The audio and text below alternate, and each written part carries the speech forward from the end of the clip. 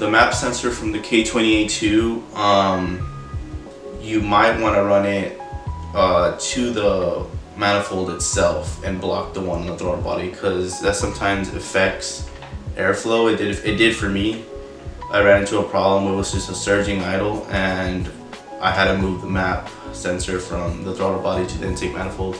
I used the Honda PRB, PRB version 4. That's the one where you can use with the transmission, which is a 6-speed. You can't use the, I don't know the other name for the other Honda's PND, I think, if I'm right.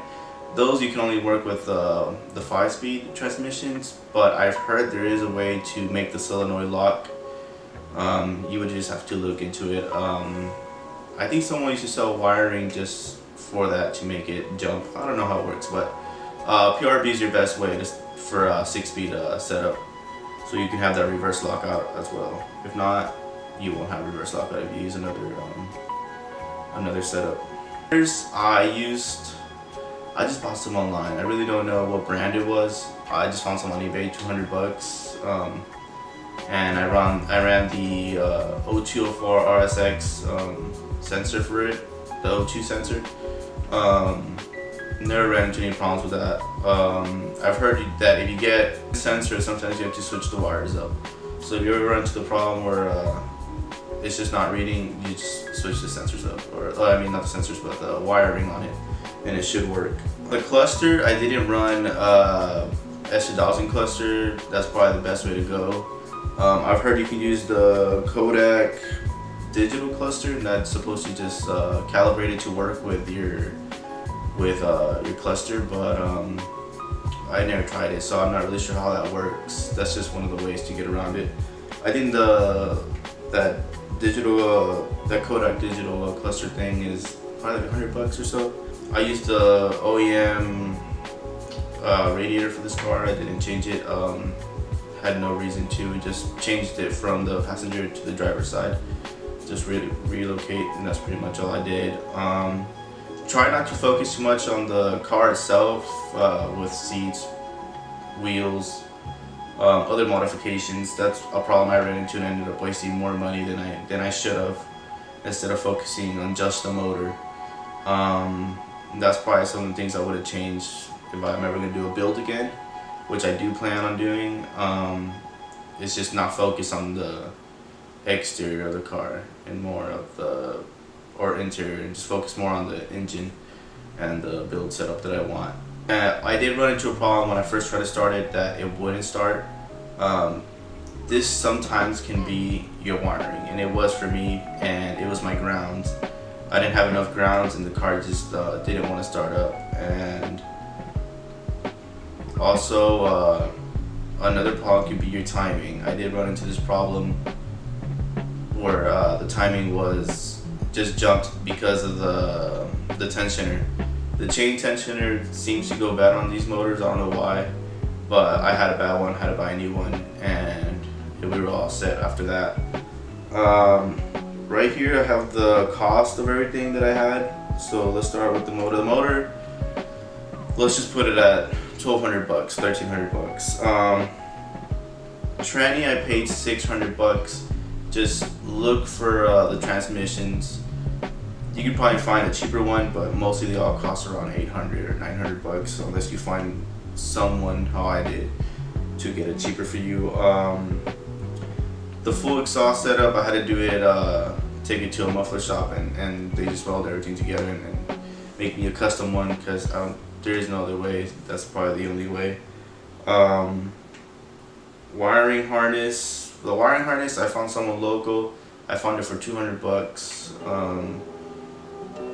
I think it can be a little bit expensive, especially if you buy some Ride Wire or K20 ones, you know, something fancy. These were just straight up out of a K20A2 setup. So adapter harness, I bought it for 200 bucks. Used throttle body, I bought it for 90 bucks. That's also from someone local. They're usually around that price, 70, 80. I probably got ripped off. Throttle body adapter, I bought it for 40 bucks. Oxygen sensor, that was 200 bucks, the O2 sensor. That is pretty pricey if you buy the Denso one, I think. And just make sure you can find it local, I think, or online for way cheaper. Just gotta do your search. Motor mounts, I wasted $250 on them. I found them used, so I paid that amount for them. Shifter cables, I paid $40, and the box I paid $40, so that was pretty cheap. And well, the self modification, that cost me around probably like 10 bucks. I'm just buying the aluminum thing. Radiator hoses cost me 40 bucks. Those are pretty pricey. It's better to buy them online. I've heard that you can steal some from certain Civics, and it'll match up, but I'm not really sure. The Honda version 4, found it used, $850. These things are just gonna be pricey. You'll probably get lucky and find one, but the version 4 is probably the best one. You have Bluetooth and you connect it to your phone, and you can see it from your phone. Don't have to struggle with having a computer next to you or anything. Axles, they cost me 200 bucks. I think that's just gonna be the price for them. Fuel pressure regulator, 50 bucks. Fuel rail, 30. Fuel lines cost me 30 bucks to make. Also, buy the fan switch and temperature sensor. Those cost me 60 in total. And a charge harness from the K20 that cost me 60 bucks on eBay. I'm probably missing a couple things, but that was pretty much my total cost, and it was $3,130 with all that. That's not including the motor and the tune that you have to get done after that, and whatever else you need if you buy a crappy Honda, just like I did. I wasted a lot of money on this build, but I mean, that's just because I lost focus and started doing other things and buying other things that I really didn't need. But this build, I'm not gonna say it could be cheap, but if you happen to find all the right parts used and they look fine, nothing internal for the engine. Don't ever buy anything used internal for the engine. I think that's the worst thing you can do. Always try to buy certain things from the inside the engine new. That's just the way to go. But wiring, sensors, all that, there's certain things you can buy used, and you should be able to save some money on that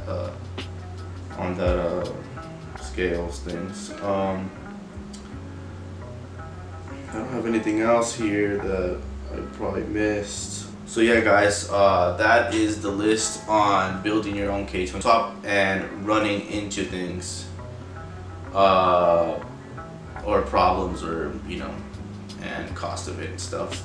Subscribe, and I will try to keep you updated with more videos.